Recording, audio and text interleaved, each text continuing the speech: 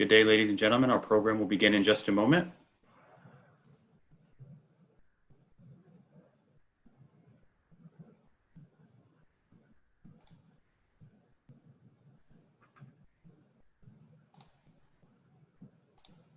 Good day, ladies and gentlemen. Our program will begin in just a moment.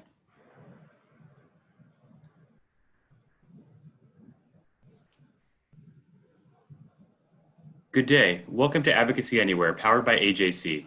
Advocacy Anywhere is AJC's digital platform that enables you to engage with AJC's global expertise, content, and advocacy from wherever you are. Today's program is brought to you in partnership with Jewish Insider. You can sign up for Jewish Insider's daily kickoff by visiting www.jewishinsider.com. Joining us today from Washington, D.C. is AJC CEO David Harris, one of the Jewish world's leading experts on global trends, who will take us around the world to discuss some of the key issues that AJC is focusing on. Described by the late Israeli President Shimon Peres as the foreign minister of the Jewish people, David Harris has led AJC since 1990. Moderating this conversation is David Harris's Deputy Chief of Staff, Jillian Laskowitz. After we hear from David and Jillian, time permitting, we will take your questions. You may email your question to questions@ajc.org, that's questions plural, or use the Q&A chat feature in Zoom. But before turning it over to David and Jillian, I'd first like to welcome Jason Isaacson, AJC Chief Policy and Political Affairs Officer, to discuss today's historic ceremony at the White House in the years that led to this moment, where President Trump, Prime Minister Benjamin Netanyahu, and the foreign ministers from the United Arab Emirates and Bahrain signed an agreement with Israel to normalize relations. Both David and Jason were present at today's ceremony. Jason, I turn the floor over to you. Daniel, thank you very much, and good afternoon, everyone. Just an hour ago, David and I walked back from the South Lawn of the White House, where we watched the historic signing of the Abraham Accords between Israel and Bahrain and Israel and the United Arab Emirates, with President Trump serving as witness for these historic agreements. The last time I remember sitting with David on the White House South Lawn was 27 years ago for the signing of the Oslo Accord between Israel and the Palestinians. It's been a very long journey to widen the circle of peace since those days. AJC has been part of that journey for a quarter century, traveling throughout the Arab world to North Africa and the Gulf and the Levant, trying to encourage leaders and civil society partners to think anew about the possibility of reaching out to Israel, the advantages that would accrue to their people by reaching true peace and a new spirit of cooperation with Israel. It took a long time to get to the point that we just reached last month, when on August 13th, President Trump announced that Israel and the UAE would reach a peace agreement. And then just, of course, last Friday, September 11, a very different kind of September 11, when we heard the announcement that Israel and Bahrain would achieve peace. AJC has been dreaming about this moment for a very long time. With many of the people who are on this call today, we have traveled to the Gulf. We have done what we could to open people's minds and hearts to the notion of breaking down the barriers that have existed for far too long to understanding, relieving people of their misconceptions about the Jewish people, dreaming about the possibility of enriching their own people, assuring their own security, and also, by the way, advancing the cause of a two-state solution to the Israeli-Palestinian conflict by engaging Israel, by cooperating with Israel. And so we have an enormous debt of gratitude to pay to President Trump, to the leaders of the region, the Foreign Minister of Bahrain, with whom I had the privilege of meeting privately last night, Dr. Al-Zayani, the Foreign Minister of the UAE, with whom AJC has met on a number of occasions with AJC delegations over the years, Sheikh Abdullah bin Zayed Al Nahyan, and of course, Prime Minister Netanyahu, who has had a vision of trying to move forward to establish true peace with all of Israel's neighbors. This is a great day. This is not the last achievement. I hope we will not wait another 27 years. In fact, I'm confident that we will not wait another 27 years. It may just be a matter of days or weeks or months before we see a further widening of the circle of peace. AJC will continue to press forward with the momentum that we have seen achieved over the last month. We have great hopes, real optimism that what has occurred in just a short month, 2 Arab states reaching peace with Israel, will just be the beginning of a trend. And AJC will be there throughout with many of you on this call today. Thanks, Daniel. Jillian? Thank you so much, Jason, for that firsthand account, and welcome to our global audience. What a truly incredible day in history and story. And David, you're also in Washington, D.C. today for the White House ceremony. So can you begin by reflecting on today? What did we hear, and what does it all mean for Israel, the Middle East, and the world? Well, thank you for the easy question, Jillian. It's a great pleasure to be with all of you again as we were together last month. And I want to give a special shout out to the person you just heard from, Jason Isaacson, who was too modest in his own brief remarks to speak about his own role. And I mean very seriously, Jason has led our efforts for the last 25 years. He has traveled to the Gulf, particularly to Oman, Bahrain, and the UAE, dozens and dozens of times. He has befriended leaders across the spectrum in those countries. He has worked toward this day. His role has been heralded in some places, both in Israel and in the Arab world. It's been unheralded in other places, but those of us who've watched up close and who supported Jason know that this is also his day.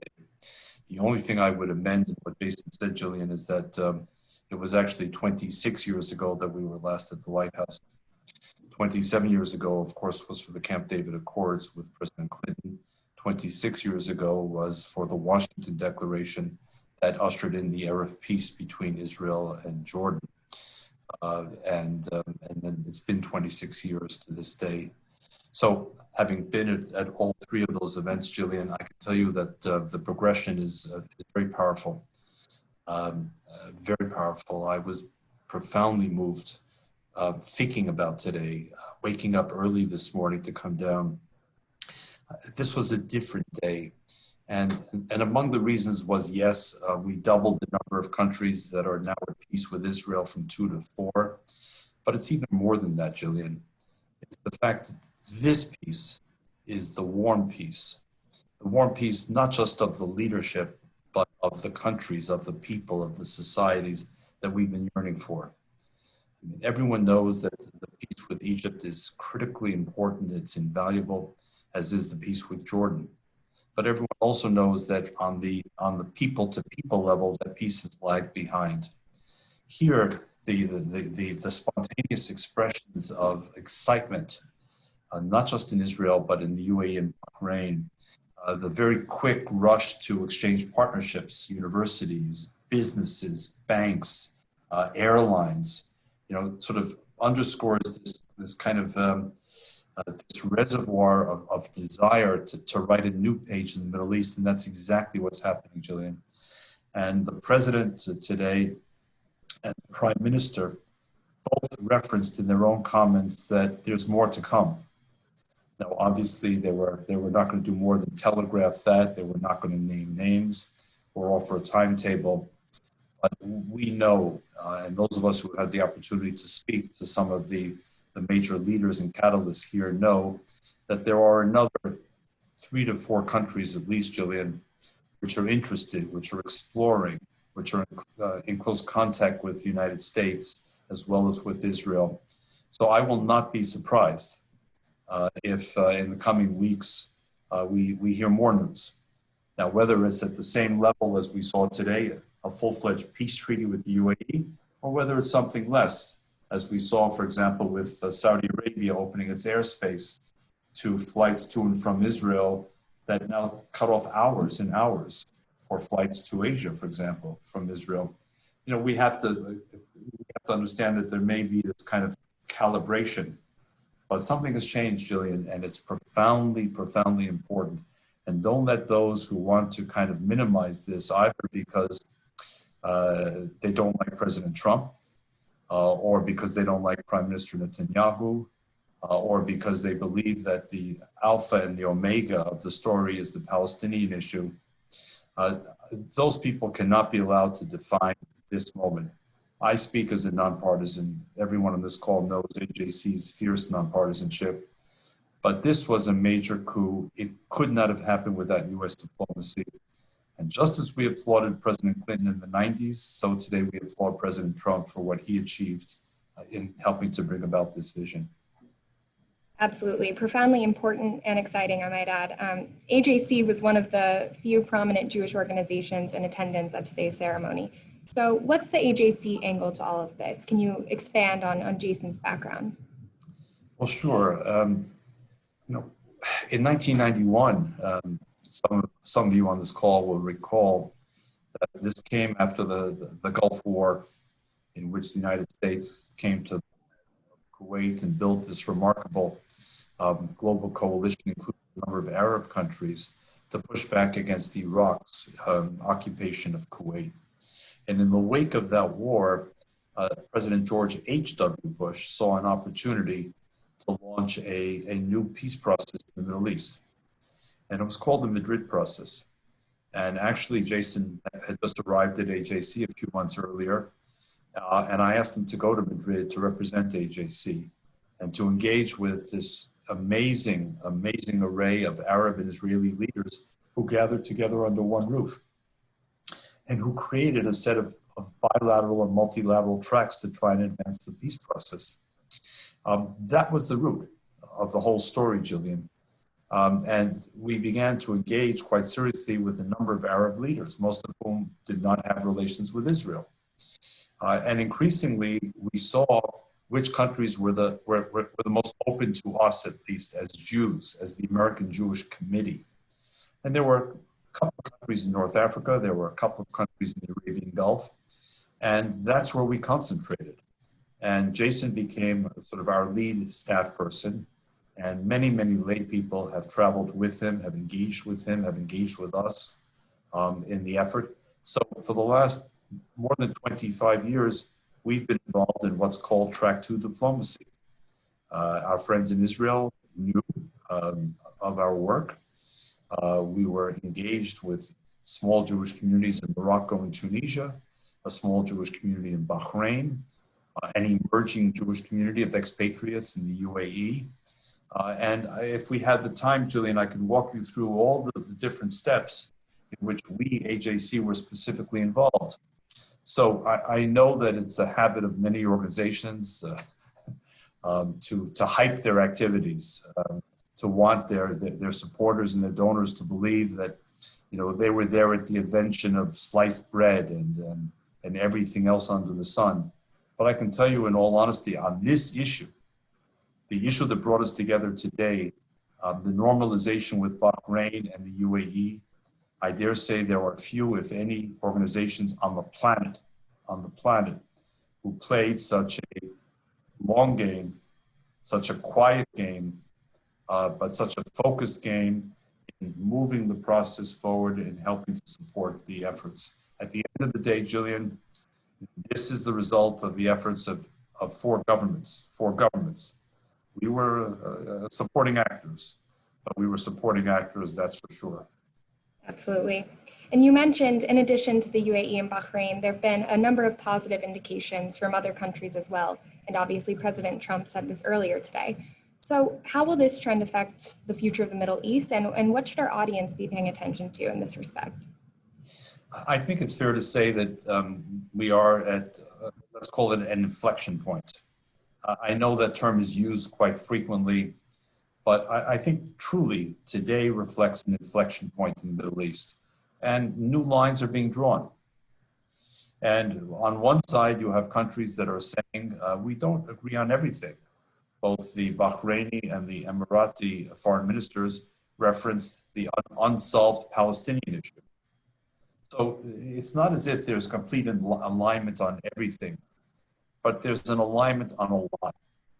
And number one, there's an alignment that Iran poses the greatest strategic threat to the region, including to the countries that we're talking about, and that these countries therefore need to come closer together to stand up against Iran. Number two, these are the countries that are interested in talking peace and cooperation, not war and conflict. And it's interesting, for example, that among the first agreements between the UAE and Israel, and remember, this deal was announced, I should say, on August 13th. So it's 1 month and 2 days. One of the first agreements was between Israel's Weizmann Institute and a UAE counterpart on what subject? Artificial intelligence. Meaning this is also about a forward-looking agenda that says if knowledge defines the 21st century, knowledge breakthroughs, then we want to be in the leading group. We don't want to be in the caboose of the train. We want to be in the engine of the train. The foreign minister of the UAE today touted to the audience the fact that they've sent a space probe to Mars, that they had the first Emirati astronaut that went up to meet the International Space Station. These are countries that essentially are saying enough of war and conflict and terror. Let's create a new Middle East. And by the way, in their calculation, Jillian, and they may be right, engaging with Israel in this way may actually help solve some of the regional problems that have avoided solution for decades. Talking to people, building on a foundation of trust rather than confrontation may actually lead somewhere. So I think we're seeing now sort of the emerging lines of a new Middle East. Now, obviously, Iran, Turkey, Syria, Hezbollah, Hamas, the Houthis in Yemen, among others, are on the other side of that line. They're still in that spiral of terror and confrontation and zealotry and extremism. But you're beginning to see now Egypt, Jordan, the Emirates, Bahrain, and increasingly supportive Saudi Arabia. Some moderate countries in North Africa sort of joining together and saying, we want to break down this extremism and this radicalism and this violence. We're going to be left behind. Being on the caboose. It's even worse being left at the train station while the train departs. They want to get on the train. They want to drive the train. The Middle East has great potential. And you know, I've heard one very, very, very senior Arab leader, whose name would be known to many on this call, say in private, in a conversation that I had, look, we visualize the beginnings of a European Union in the Middle East, including Israel. We view cooperation on environmentalism, on tourism, on technology. We have ideas. That's the new thinking. The old thinking is, we hate Israel, we hate each other, let's confront each other, let's boycott, let's divest, let's sanction. Beginning to be challenged. Thank you, David, for that background. It's really important to know that before new diplomatic relations are going forward. You recently wrote a Times of Israel article in which you mentioned for several years that you had said that it might sound counterintuitive, but you don't recall seeing Israel in a stronger position bilaterally than it is today. So what did you mean then? And why did you and AJC see the opportunities before others? And how is this all playing out? Well, I was struck over the years, Jillian, that a number of both diplomats and journalists had said at one time or another, unless Israel does A, B, and C, Israel will become even more isolated and alone. And, in their own minds, it was because, for example, at the United Nations, Israel was often on the losing side of lopsided votes. But AJC, as the global Jewish advocacy organization, engages with about 115 countries a year on every continent. And when I say engage, I mean engage intimately. I mean in their capitals, in quiet rooms, in conference rooms. I don't mean on public Zoom calls. And what we were seeing was quite the opposite of what we were hearing from these diplomats and journalists about isolation. What we were seeing was the beginning of what I would call compartmentalization of foreign policy, meaning it didn't suggest that each countries overnight suddenly became a fan of every Israeli policy. Not at all. But it meant that they were able to separate their disagreements with Israel on A, B, or C from their desire to engage Israel on D, E, and F. And what are those D, E, and F, and G, H, I? Israel, as we saw, is emerging as a quintessential 21st century leader. It's punching far above its weight. And when you look at sort of all of the major challenges facing countries and continents in the 21st century, you're likely to see that in almost every one of those spheres, Israel has experience, Israel has innovation. In other words, Israel has something to offer. And part of our advocacy at AJC over the years was to try and kind of encourage this compartmentalization. Okay, you don't like settlements, we get that. You know, we're not a big fan of settlements either. But, you know, that's not the beginning and end of Israel. You want to talk about a country that we were told for decades would run out of water, and that as its population grew, the absence of water would essentially destroy the country. Guess what? Israel today is a net exporter of water. And Israel is now figuring out how to take water out of the air. Now think of how many countries, Jillian, on the planet have water challenges. Water is a survival issue. Water is not a luxury. Water is not a milkshake. You have it or you don't, life goes on. Water is essential. How about water, not just for drinking, but for farming? What happens, you know, as climate change proceeds? And we see the impact on countries around the world. Well, let's talk to Israel. Let's understand, how is it that they have become a net exporter of water? How is it that they continue to find ways to produce food efficiently, even as their population has grown from 650,000 in 1948 to over 9 million today?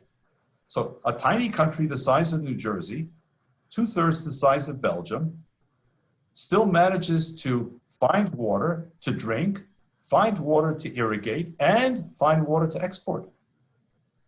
And go down the list: cybersecurity, counterterrorism, national resilience, airport security, medical breakthroughs. I mean, I can keep going and going.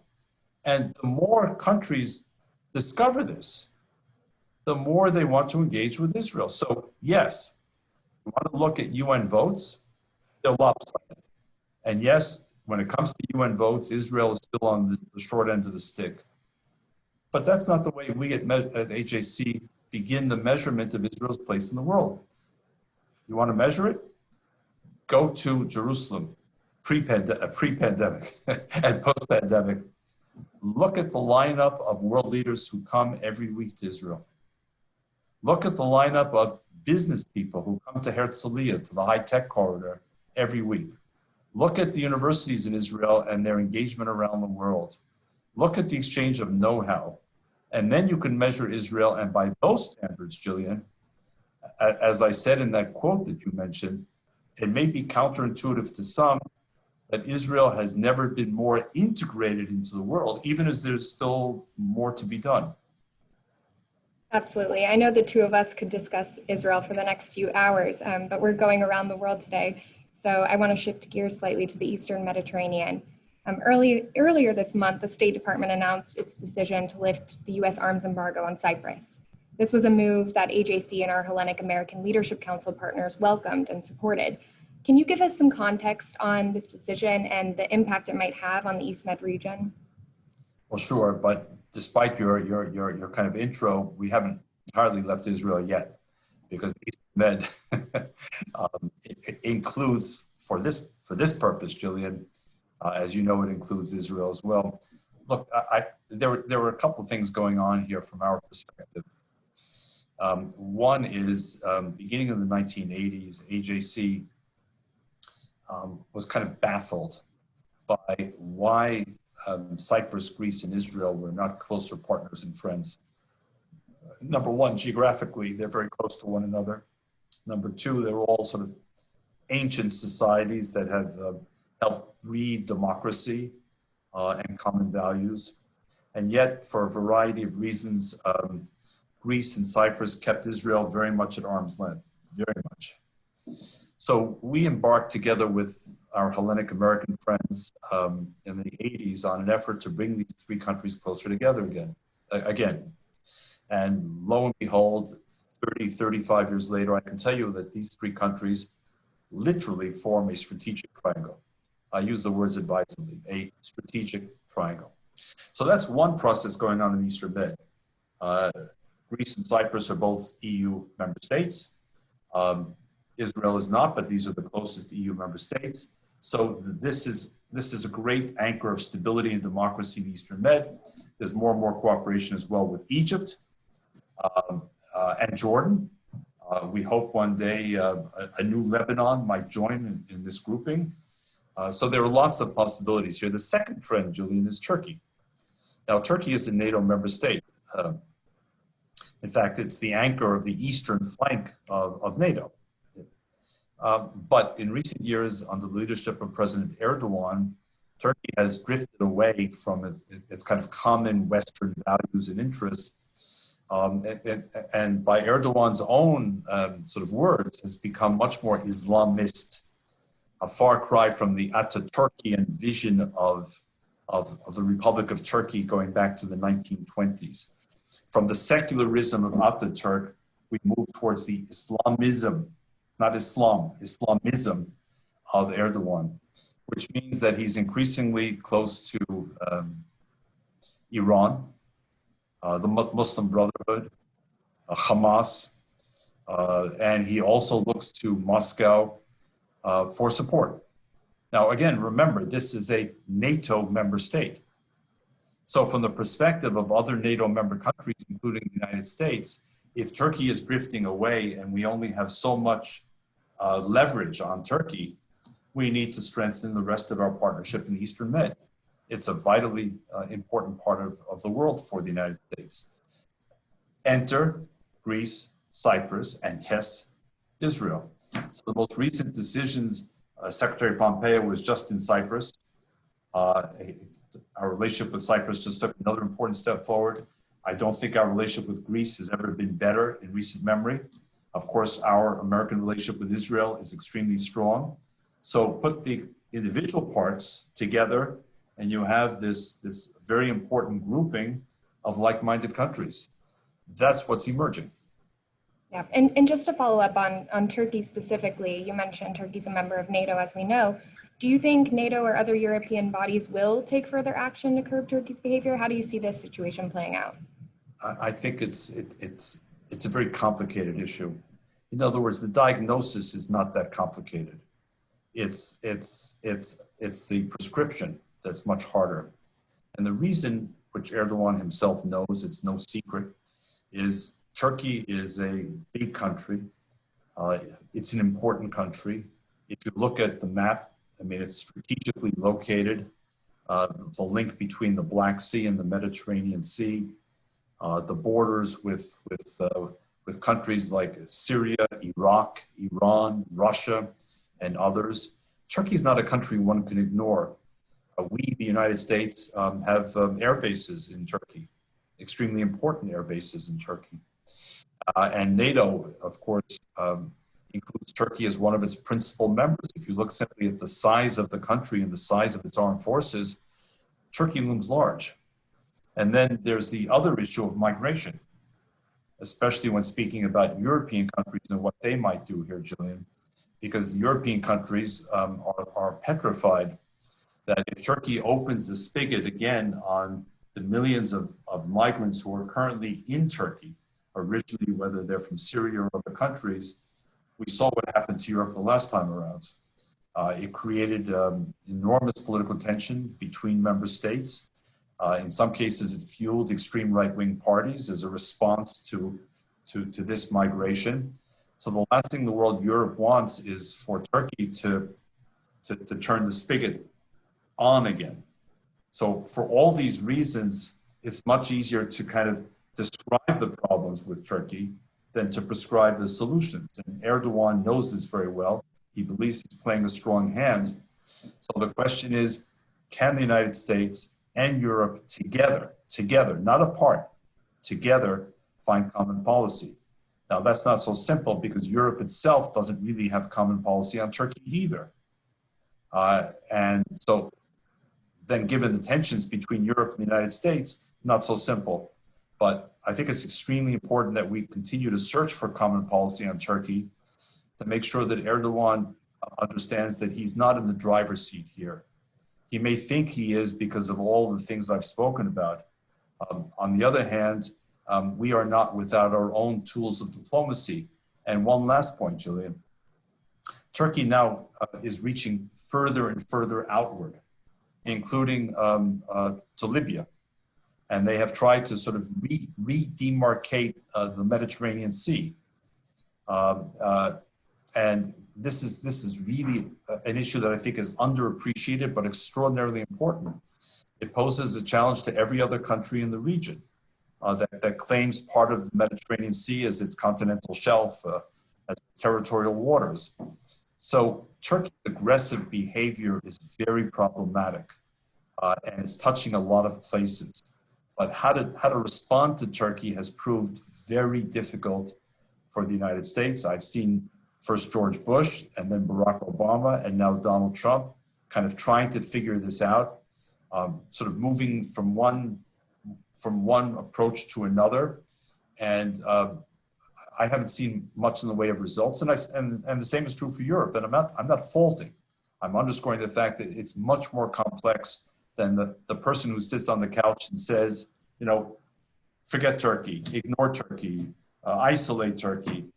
Not so simple, not so simple. But where does we know where we stand. We stand with Greece, we stand with Cyprus, we stand with cooperation. As I said earlier, in the Middle East, we stand on the side of those who are seeking integration, cooperation, and not with those who are trying to foment conflict and confrontation.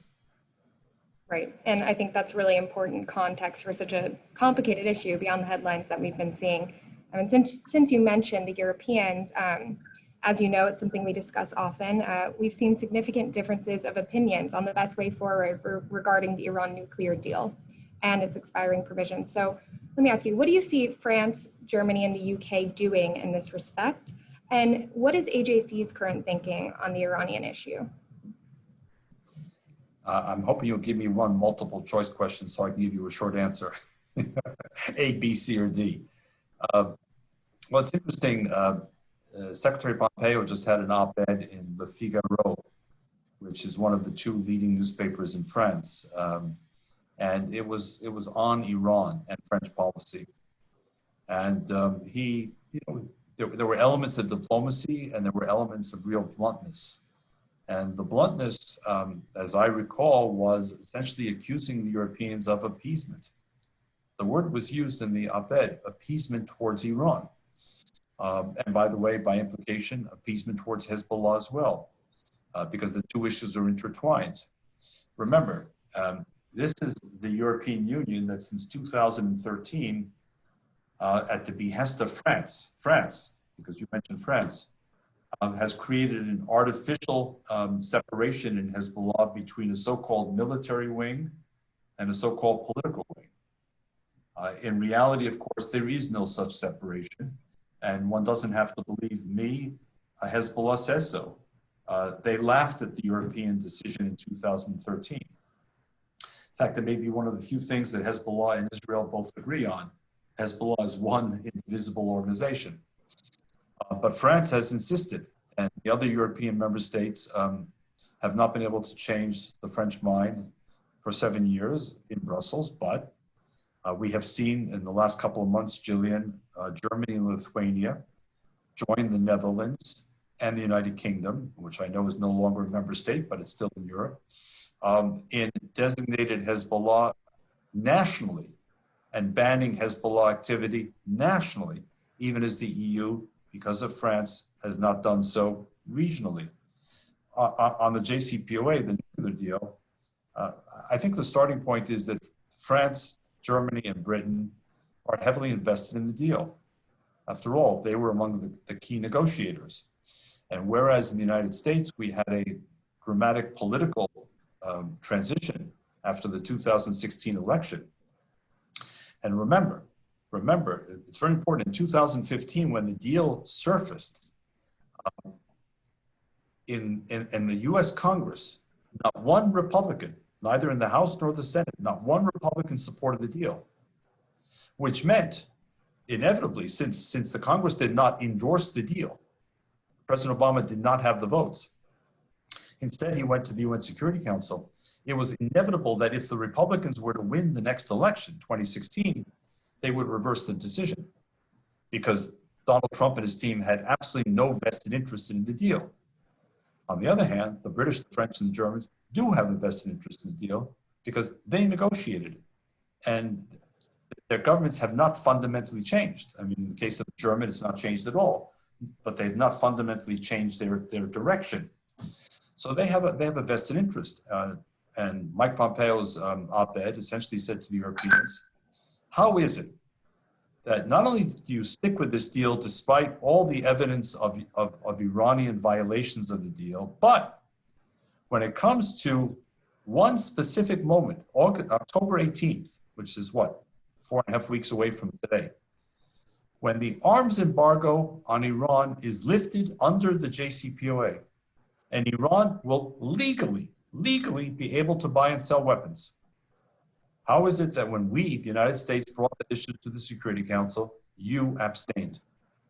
Is it really possible that you're neutral on the subject of whether Iran, a destabilizing force in the region of the world, you're really neutral on whether they can legally buy and sell weapons? So what he's saying, what the United States today is saying, we're not going to wait for the Europeans. They're sitting on the fence. The Russians and the Chinese oppose us. So we are unilaterally going to invoke the snapback provisions. And then we're essentially going to tell countries, you may or may not like it, you may or may not agree with us, but here's the deal. You either do business with Iran or you do business with the United States. You choose, but you don't get to do both. From the perspective of AJC, we opposed the deal in 2015. We did not do so reflexively, Gillian. We took over 3 weeks. We met with John Kerry at length, with Wendy Sherman. We listened carefully and respectfully, but we opposed the deal. Was there another way to deal with a bad deal other than pulling out of the deal, as President Trump did? Perhaps. But we are where we are today, and the question is, what do we do next? And we believe that maximum sanctions to make the Iranian leadership understand that they cannot divide us or snooker us is extremely important. Look, by the way, the most recent development in Iran, the murder of the Olympic athlete, the arrest, the torture, the forced confession, and the murder, despite cries from many to save his life. That's the nature of the regime. And we have never been under any illusion about the nature of the regime. And I know most on this call will be watching to see how this all transpires in the coming months as well. Well, October 18th is just around the corner for starters. Mm-hmm. You mentioned, I would just add, Gillian, if the Democrats win the election on November the 3rd, which is certainly very possible, then come January 20th, we're very likely to see a different Iran policy. And then people will have the opportunity to weigh which approach makes more sense. We'll see. Right. You mentioned Lebanon and Hezbollah in this context, and since our last Around the World program, Lebanon faced an extreme humanitarian crisis following the explosion at the Beirut port. It appears to have been caused, at least in part, by negligence of the Lebanese government, which, as we know, has a heavy presence of Hezbollah. You mentioned countries that have designated Hezbollah as a terrorist organization in its entirety. And since we're discussing trends, do you see this playing out even further? And why is the Hezbollah issue so important to AJC? Well, first of all, it's impossible in our judgment to run a state, in this case Lebanon, if you have a state within a state that has one foot in the state itself, meaning in the cabinet and the parliament, and another foot in its own military, which Hezbollah has, and its own arsenal that's estimated to have well over 100,000 missiles and rockets. These are Hezbollah missiles and rockets, not Lebanese army missiles and rockets. So the key French argument on Hezbollah, at least publicly, has been if you designate Hezbollah in its entirety, you destabilize Lebanon. And our argument has been it's exactly the opposite. Iran is destabilized today because of Hezbollah, because you have a state within a state. And the state within the state is looking to eventually confront a war confront Israel in war. Why do those missiles exist? They don't exist in a vacuum. They exist as both deterrent and aggression against Israel. So Hezbollah will drag Lebanon into yet one more war that Lebanon itself does not want or need. So our argument has been all along, if you're serious about stability in Lebanon, then you must confront Hezbollah. But this European approach of bifurcating Hezbollah for the last 7 years undermines the approach, because at the end of the day, money is fungible. You tell me, what's the political wing of Hezbollah and what's the military wing of Hezbollah? I don't know. When Hezbollah recruits in Europe under the political wing, when it raises money for widows and orphans, is that really what it's all about? When Germany banned Hezbollah on the 30th of April, before making the public announcement, they did a series of raids on suspected Hezbollah sites in Germany. And it was stunning what they found. Caches of weapons, propaganda material, lots of cash, potentially laundered money. After all, Hezbollah is involved with narco trafficking. It's involved in money laundering. It's involved in terrorism, of course. Why is AJC so concerned? Because Hezbollah, number one, openly calls for the destruction of the state of Israel. Number two, has openly called for the murder of Jews around the world. Number three, was centrally involved in the 2 terror attacks in Buenos Aires in 1992 and 1994 that targeted both Israelis and Jews. Hezbollah was similarly involved in the attack on the Panamanian plane, whose passengers were principally Jews the same year, 94. I can go down a much longer list. So if the world is serious about dealing with Iran and the world is serious about dealing with terrorism, then we can't kind of tiptoe when it comes to the core issues, which are Iran and Hezbollah. Absolutely. In this around the world tour that we're doing, I also want to mention Asia, because that's been in the headlines recently with Prime Minister Abe's resignation. As you and I know, AJC has been involved with Japan since the late 1980s. For our audience, Hideo Sato, who is a senior official at the Ministry of Japan Foreign Affairs, he credited AJC as the pioneer of dialogue between American Jewry and Japan. So David, as a participant in this relationship, there's a new prime minister, as we know. You and I were with Prime Minister Abe maybe almost a year ago in Tokyo. What do we expect from the new prime minister and the US-Japan relationship going forward? And that for me is an easier one. The answer is continuity. I think that's what the Japanese wanted. That's what Abe's political party, which is the dominant political party today, and the person they selected to succeed Abe is cut from Abe cloth. So we expect continuity. What does continuity mean? It means a very close relationship with the United States. Prime Minister Abe is one of the few leaders in the world, I think, that really managed to forge a very close personal relationship with Donald Trump. It was done both in the conference room and on the golf course. I don't know whether he won or lost the golf matches, but somehow they forged a good relationship. So that's a big piece of this. Prime Minister Abe developed very good relations with Israel and a close personal relationship with Prime Minister Netanyahu. That's expected to continue as well. We at AJC have been privileged to meet with Prime Minister Abe on numerous occasions. We go to Tokyo at least once or twice a year and have been going, Jillian, for over 30 years. We honored Prime Minister Abe on our last visit to Tokyo. So I think again, the key word here is continuity. Japan is an extremely important ally of the United States. It's a very significant partner of the state of Israel. And so I think from the perspective of both countries, the word continuity is very welcome. Absolutely.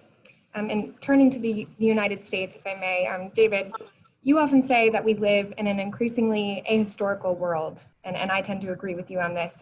You recently wrote another op-ed in the Times of Israel on this increasing trend of making comparisons to Nazi Germany and the communist Soviet Union.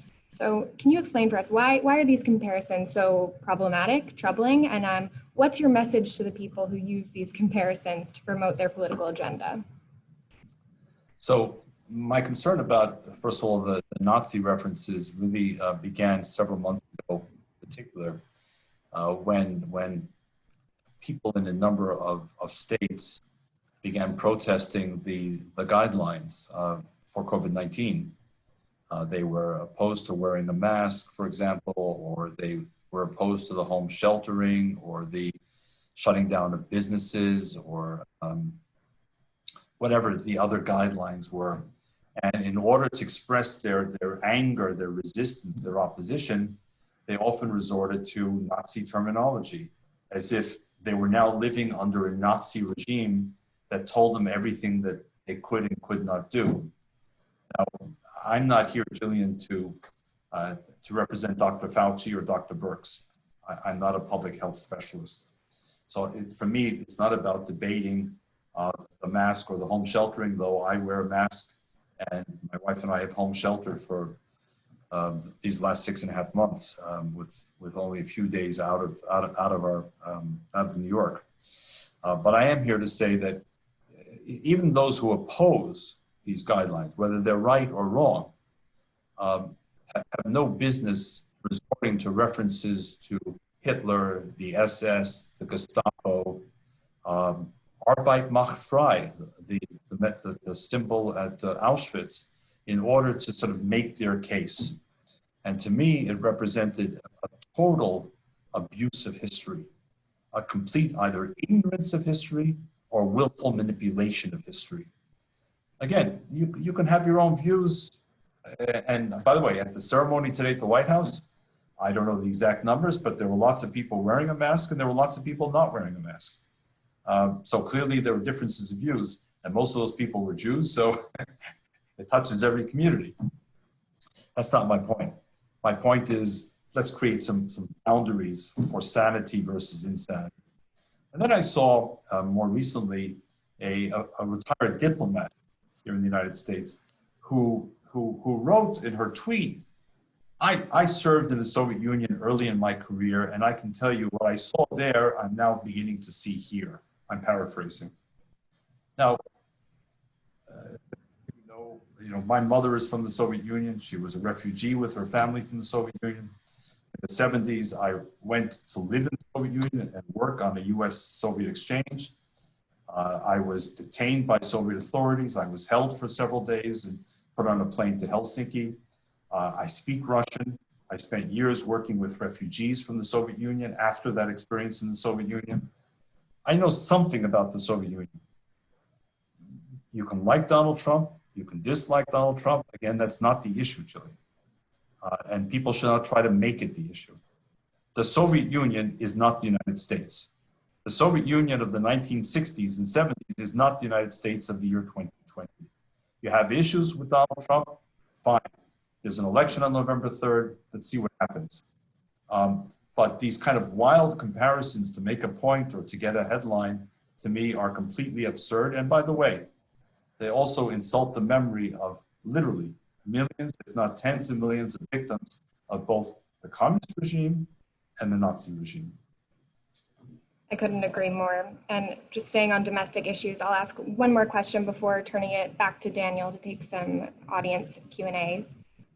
So since our last Around the World program, the Democrat and Republican National Conventions obviously took place.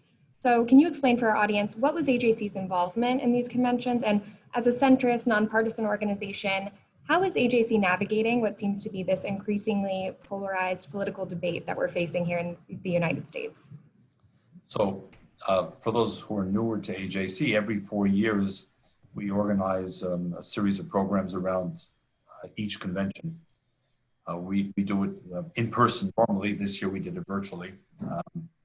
But if you go back and you'll see that during that week of the Democratic Party convention, we stuck to our main themes, that is our main areas of interest as an organization, which included American pluralism and intergroup relations was one, the U.S.-Israel relationship, American global leadership, our place in the world was the third, and the fourth was the subject of Iran that we spoke about earlier, Gillian, as well. So around these themes, we developed a series of programs, first with the Democrats and then the next week with the Republicans. Same themes, high-level speakers with both. And I think it underscores the ability of AJC to be authentically nonpartisan, meaning that we're able to attract the highest level speakers from both parties, even in this deeply polarized world, because both parties know AJC and understand that we really are who we say we are. We are nonpartisan, we care about the issues, and we will fiercely defend the issues we're talking about. But when we invite people in, we want to have a conversation and do it respectfully.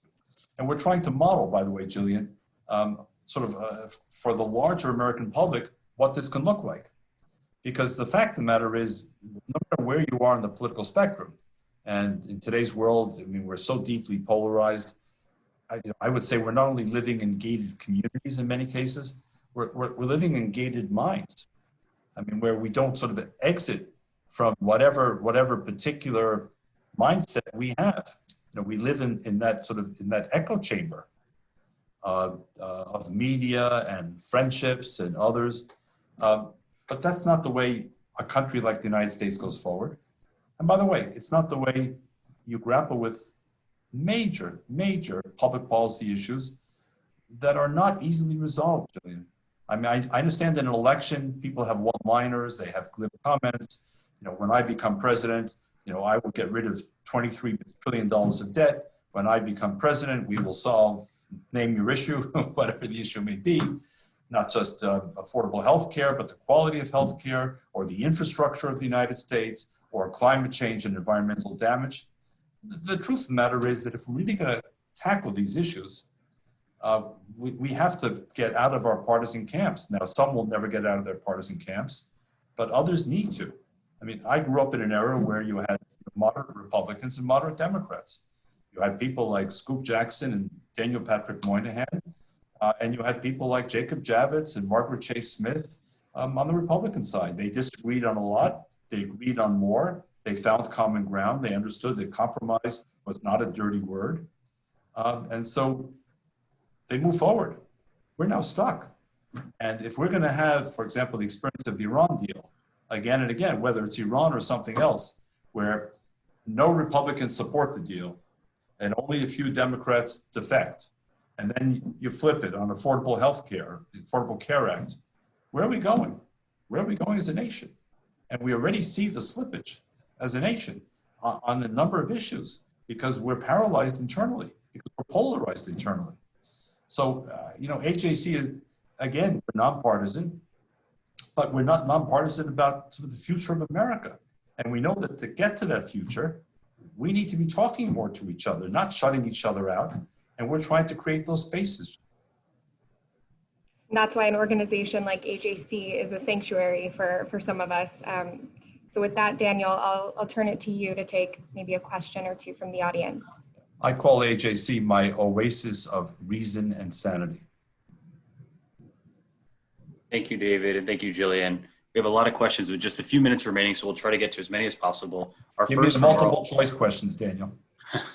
Our first question from Merle Horowitz in Atlanta, not multiple choice, but could you discuss how the Israeli agreements with the UAE and Bahrain impact Israel's relationships with Egypt and Jordan? I think they strengthen them.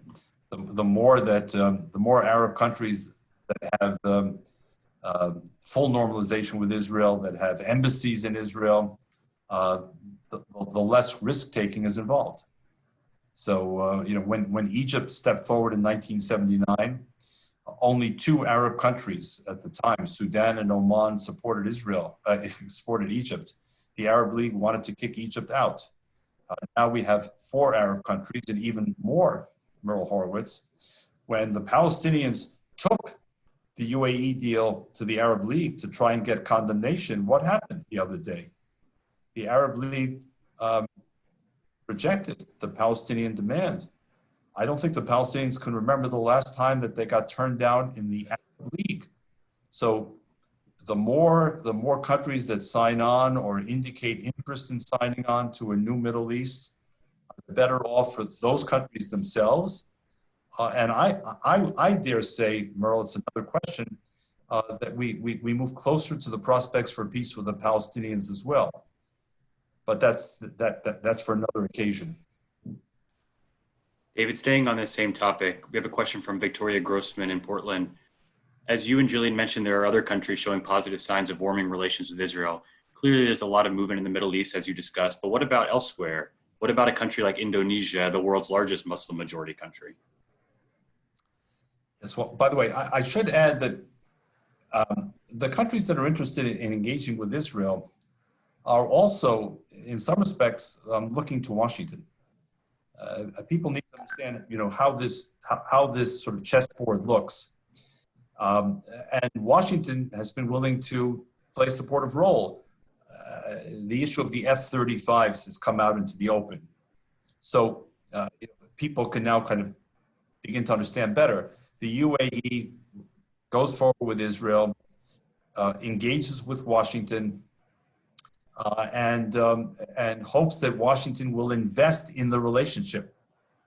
And the F-35s, is now in the press as one of the potential dividends that the UAE will derive, while Israel continues to focus on maintaining its qualitative military edge, not because it doesn't trust the UAE today, but because it wonders if the UAE in 10 or 20 years could fall into other hands.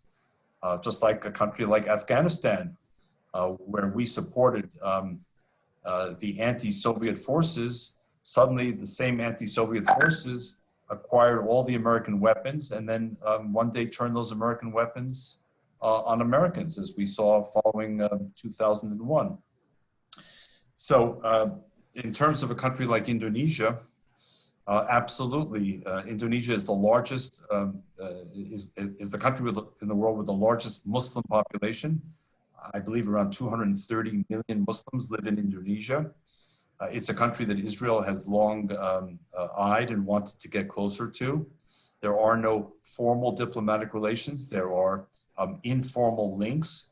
There are several tens of thousands of Indonesians who, for principally religious reasons, either Christian or Muslim, actually travel to Israel, mostly through Jordan.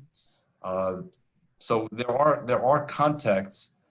Will Indonesia one day move in the direction of the UAE and Bahrain? I hope so. And interestingly, Indonesia has particularly close ties with the UAE. So I hope that when Indonesia next has a high-level summit with its friends in the UAE, they might ask the question, why did you move forward with Israel? What are you going to gain from it? Oh, really? Economy, COVID management, artificial intelligence. Gee, that's interesting. Indonesia is also an up-and-coming country. And so we hope that Indonesia will begin to apply the same logic that several other countries have as well, Daniel. Thank you. And with time for one last question, you're going to get your wish with a multiple choice question because we have a lot of people that are asking about which country you believe will be the next to sign a peace agreement with Israel. Is it A, Oman, B, Sudan, C, Saudi Arabia, or D, any other country? I'm gonna create E and say I hope it's all those countries. We'll see. AJC is certainly an interested party, but at the end of the day, we're not in the negotiating table. But the countries that are rumored to be open to further progress include the countries you mentioned. So let's see. Mike Pompeo just visited Sudan. Prime Minister Netanyahu visited Oman openly, I think 2 years ago, 2018. Saudi Arabia recently opened its airspace to flights, as I mentioned, from Israel to the Arabian Gulf and beyond to Asia. So there is movement in each of these places. And I will say that AJC, as I said earlier on, Daniel, seeks relations throughout the Arab world, including in countries that do not have formal relations with Israel. So whatever part we can play to encourage exploration, believe me, we are doing as vigorously as we can. And I will say, because I know we have to end, today was an extraordinary day. I know, days end and new days begin and things recede, but I will tell you, because I know from '94 and Jordan, this day will be etched in my memory for a very long time. And it will be an inspiration, Daniel, that, whether you say Saudi Arabia or Oman or Morocco or Sudan or any other country, today proves that nothing is impossible. Dream long enough, persist energetically enough, and you know what? We'll have more days like today. As we say in Hebrew, alavai, it should only be. Shana Tova to everyone on the call, a good year. Shana Tova Mituka, a good and sweet year to everyone, and see more of you in the year 5781. Thank you, David, and thank you for spending, an hour of your time on this day, this historic day. I'm really glad we could do this program on this day. This is my family. Absolutely, and we went virtually around the world, and it's always a pleasure, I know, for me personally and our audience to hear your analysis on these global issues. So, Shana Tova, everyone, and Daniel, back to you. Thank you both for that fascinating conversation. I would also like to thank our audience for joining us. If you enjoyed this program, please consider making a donation to AJC at ajc.org/donate. Shana Tova, thank you everyone, and goodbye.